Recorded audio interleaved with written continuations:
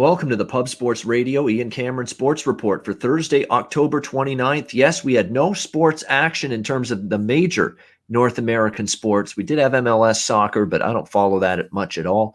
But in terms of, the major four, the big four sports in this continent, football, basketball, baseball, and hockey, there wasn't anything last night. So no recap segment to begin the show like we normally would. So we're going to go right into it. This will be a brief show. I did the Ian Cameron Football Frenzy show live on the Pub Sports Radio YouTube channel earlier today. If you missed it, make sure you tune in. We broke down every single NFL game coming up this weekend on the Week 8 slate. I gave you all my leans, all my opinions on each game. Make sure you tune in. Ian Cameron's Football Frenzy right here on the Pub Sports Radio YouTube channel. That is a show you can watch every Thursday live at 1 p.m. Eastern. But again, available for replay as well on the Pub Sports Radio YouTube channel. On today's show, we're going to talk about and preview the 3 college football games on Friday. So let's get into it. We'll start in Big Ten action. Minnesota taking on Maryland. We've got the Minnesota Golden Gophers here, 19.5, 20-point road favorites here in College Park, Maryland. The total 61 across the board in this game. I watched a good portion of actually both of these, both teams last week in their season opener and their Big Ten opener. And from a Maryland perspective, I'll start there.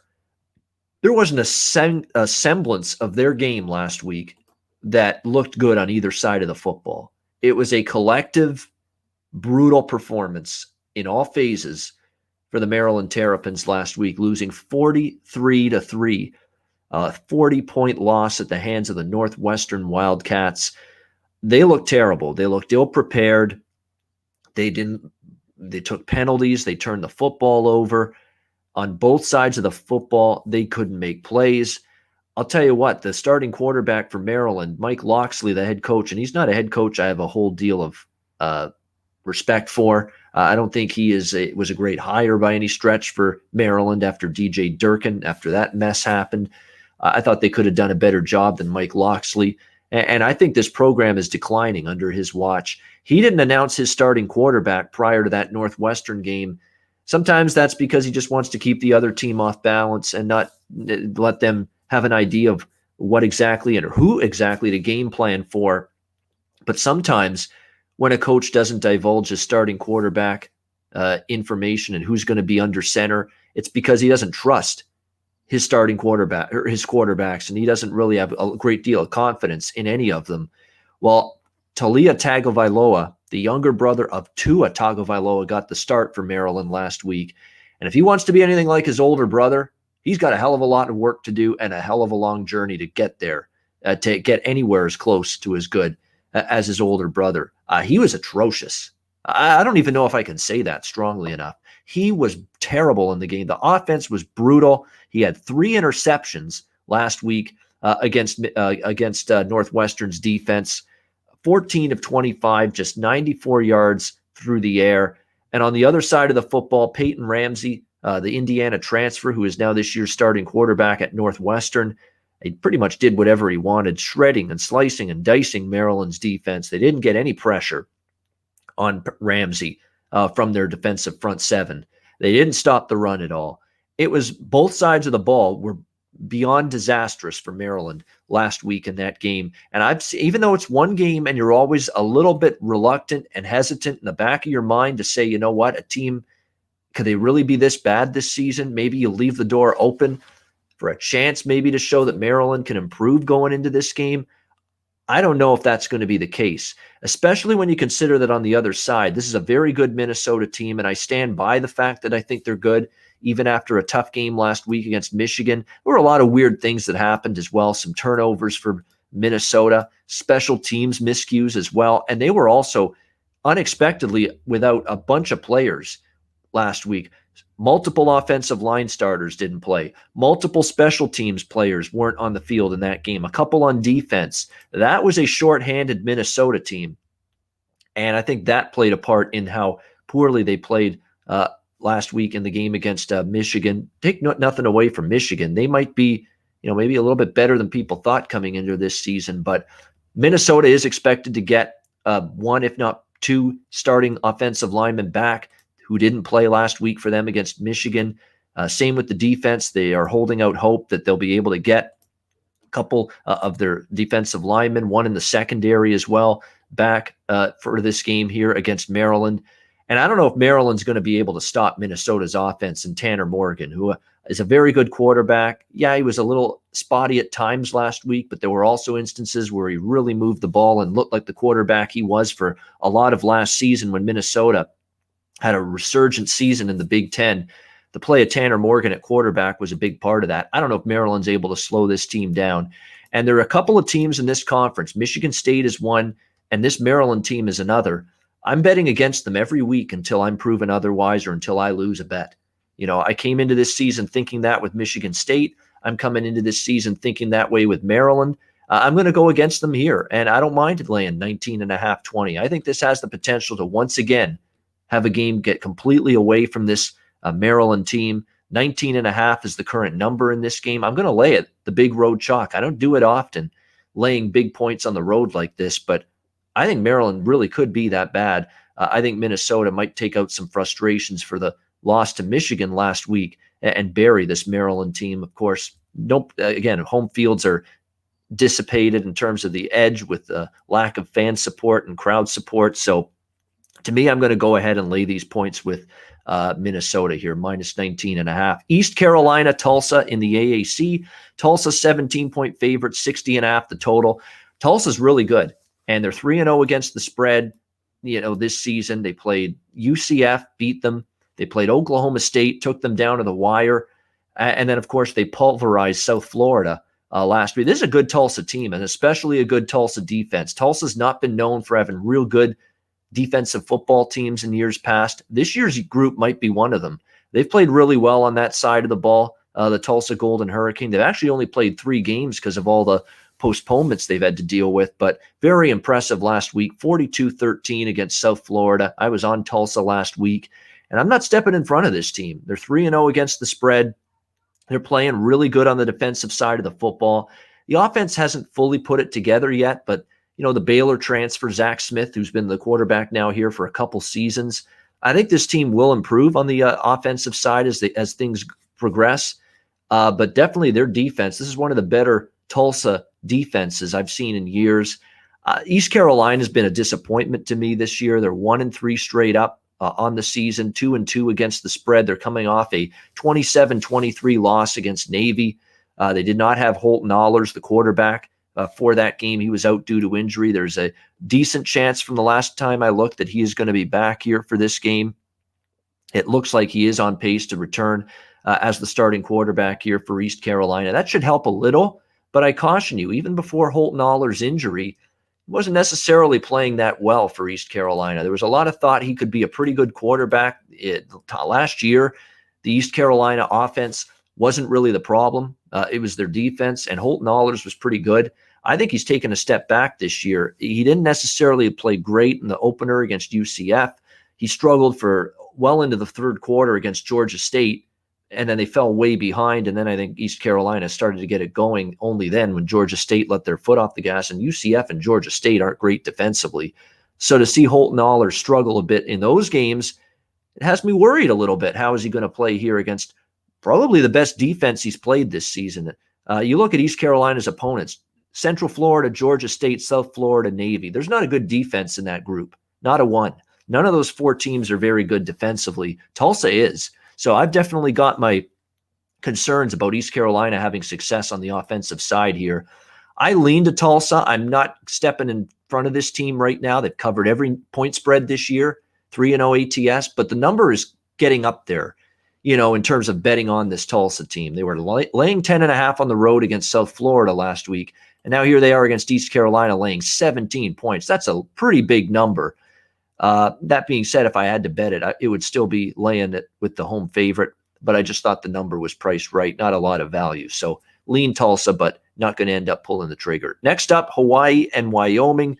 Interesting Mountain West game, the third and final game to kick off on Friday night from Laramie, Wyoming. We've had a change of favorites here. Hawaii opened a 1.5-point road favorite. Now it's Wyoming, about a 1.5 point home favorite in this game with the total anywhere from 59 to 60.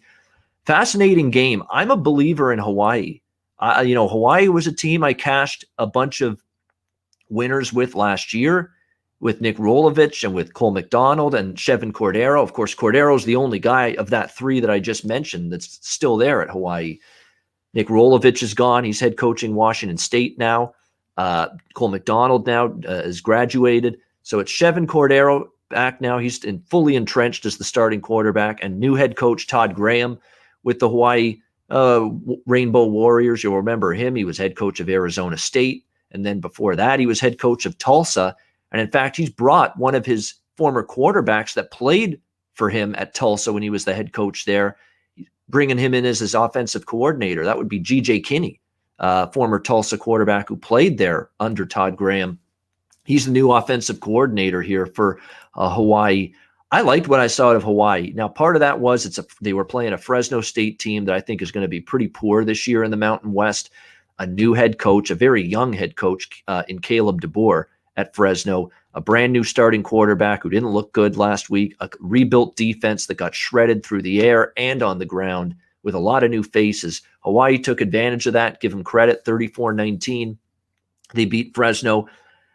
I think Hawaii is going to be a pretty decent team. The question is, was their performance last week, was that more Hawaii being good or Fresno State really rebuilding after Jeff Tedford stepped down?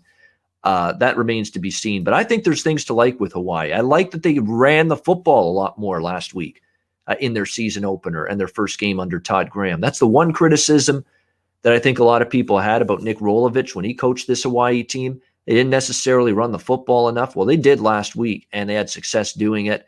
That's going to help. The fact that they had success running the football, that's big against Wyoming because it's a pretty good defense. It's important to stay balanced and not be one-dimensional. And I think that's going to bode well for Hawaii. And Wyoming's defense struggled for the most part last week against Nevada. They came back, forced overtime, but eventually lost in overtime to the Nevada Wolfpack. Although Nevada does have a good offense, but Wyoming has really built this team's success on defense the last couple of years. And the defense got kind of ripped apart last week by Nevada. Hawaii's got the tools offensively, quarterback, O-line, skill position, talent, that they could do some damage here against Wyoming. The spot is a little bit dubious for Hawaii. I cashed a ticket with Hawaii last week against Fresno, and I leaned to Hawaii here. The spot's a little tricky. It is their second straight road game after being in Fresno last week and now going to Laramie, Wyoming on a short week, playing on a Friday night this week. However, Todd Graham and the Hawaii team need to be applauded because they did not travel back to the island. They stayed in the mainland after that game against Fresno. In fact, they've stayed the entire week in Denver, Colorado, which is an optimal place because, first of all, it's a short trip to get to Laramie, Wyoming from Denver. And second of all, you get these island kids from Hawaii acclimated to the colder air and the altitude that they're going to be dealing with in Wyoming if you have them staying in Denver all week. So I think it's a stroke of genius, Hawaii doing this. And I think it actually might put them in a better position to have success here, despite what you would think on the surface, on paper, is a bit of a tricky scheduling spot. But because they stayed on the mainland and were in Denver specifically this week, it's not that bad of a travel spot or a scheduling spot anymore for Hawaii. And there are concerns with Wyoming. They lost their number one quarterback, Sean Chambers, to injury last week. Levi Williams had to take over. Now, he's capable. He's a dual threat. He was solid, but he also made some mistakes. And the Wyoming defense, as I mentioned, kind of struggled. I think Hawaii is in a better position to succeed in this game than, if they go to Hawaii after the Fresno game last week and then travel out to Laramie, Wyoming, then you could say they're really up against it. But, they're going to at least be exposed to the colder environment, the altitude being in Denver this week. And I think it's going to put them in a better position for success. I haven't bet it yet. I thought Hawaii deserved to be a slight favorite. Now with Wyoming the slight favorite, people obviously are just betting against Hawaii, figuring second road game in a row in the altitude. They're not going to be able to handle it. They're going to lose this game. I'm going to pump the brakes and say, not so fast, my friend. As Lee Corso would say, this number gets to Wyoming -3 by kickoff tomorrow night at 9:45 p.m. Eastern on Friday. I'm going to have some Hawaii +3 in pocket, and I'll be taking a piece of the Warriors if I can get a full +3 with them. I lean to Hawaii at the current number, but I'd like that +3 security in case It does feel like it's going to be a close game, competitive game. Wyoming could win by a field goal. I'd like that cushion of having Hawaii +3. If it gets there, I'll pull the trigger on Hawaii. For now, it's just a lean to Hawaii. It's also a lean to the over because I do think the offenses of both of these teams. Look, Hawaii's defense looked really good last week, but Fresno is starting from scratch on offense. Wyoming's offense, I think, is going to be a little bit more tougher for this Hawaii defense this week. And Hawaii's defense was just brutal last year for the most part. In fact, the last few years, they've been bad on defense. Yeah, they were great last week, but I want to see them play good on defense again before I completely buy into the Hawaii defense being pretty good. So that's why I lean to the over in this game at 59-60. But what's keeping me off is cold temperatures. It's expected to be blustery in Laramie with 15 to 20 mile per hour wind. And as I've said many times before, wind is what I'm concerned with when betting overs. It's not rain, it's not snow, it's wind, and there could be some gusty winds Friday night in Wyoming. So I lean to the Hawaii side. I lean to the over in this game, but I am going to, for now, pass on both of them. But if I were to look side and total, that's what I would be looking toward when it comes to that Mountain West battle on Friday with Hawaii and Wyoming. All right, that's your Thursday edition of the Ian Cameron Sports Report for Thursday, October 29th, courtesy of Pub Sports Radio. Thanks for watching. Reminder to check out pubsportsradio.com and the Pub Sports Radio YouTube channel daily for great content. Saturday college football, Sunday, noon Eastern, a brand new NFL pregame kickoff betting show right here on the Pub Sports Radio YouTube channel starting this Sunday at noon Eastern. Myself, Connor Mack, and Ski Profit will be with you to break down the NFL card leading up to kickoff. Sundays at noon Eastern, starting this Sunday right here on the Pub Sports Radio YouTube channel. Tomorrow, final show of the week for the Ian Cameron Sports Report. It's Friday, which means we crack open that six-pack, and I love a good six-pack. Friday, football six-pack on the show tomorrow, 3 college games on Saturday, 3 NFL games on Sunday. I'll break all of those games down from a betting perspective on tomorrow's edition of the Ian Cameron Sports Report. So until then, have a great Thursday night. Good luck with all of your wagers, and I'll see you again tomorrow on Friday for another edition of the Pub Sports Radio Ian Cameron Sports Report.